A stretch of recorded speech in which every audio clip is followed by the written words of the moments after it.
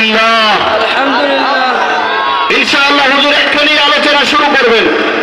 তার আগে আমি আপনাদেরকে আহ্বান করবো, যারা দাঁড়িয়ে আছেন, দক্ষিণ পাশে যারা দাঁড়িয়ে আছি, উত্তর পাশে যারা দাঁড়িয়ে আছি, বসে যাই।